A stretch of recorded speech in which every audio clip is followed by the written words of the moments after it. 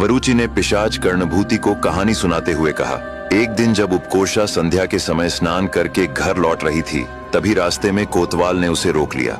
उपकोषा ने तुरंत भांप लिया कि उसकी मर्यादा संकट में है। उसने धैर्य रखते हुए कहा, जिस प्रकार आप मुझे पाने के लिए बेचैन हैं, उसी प्रकार मैं भी आपसे मिलने को व्याकुल हूँ। किंतु यदि यहाँ कुछ हुआ तो लोग हमें देख लेंगे। इससे आपकी और मेरी दोनों की प्रतिष्ठा नष्ट हो जाएगी।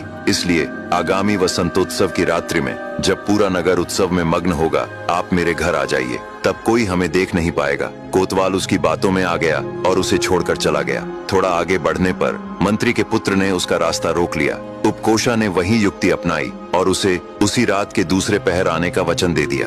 कुछ ही दूरी पर अंधकार से व्यापारी धर्मदत्त प्रकट हुआ। भयभीत उपकोषा ने उसे भी तीसरे पहर मिलने का आश्वासन दे दिया। इस प्रकार वह किसी तरह सुरक्षित अपने घर पहुंच सकी। घर पहुंचते ही वह भीतर से टूट चुकी थी। उसे लगा कि ऐसे अपमानपूर्ण जीवन से तो मृत्यु ही अच्छा है। वह फूट फूट कर रोने लगी। तभी आकाश मार्ग से कामदेव जा रहे थे। जब उन्होंने सुंदर उपकोषा को इस प्रकार विलाप करते देखा तो वे उसके समीप आए और बोले, हे उपकोषा, ऐसी कौन सी विपत्ति आ पड़ी है कि तुम इतने करुण स्वर में रो रही हो? उपकोषा ने कहा, हे प्रभु, मैं प्रतिदिन संध्या स्नान के लिए जाती थी, किंतु आज नगर के 3 शक्तिशाली पुरुषों की दृष्टि मुझ पर पड़ गई।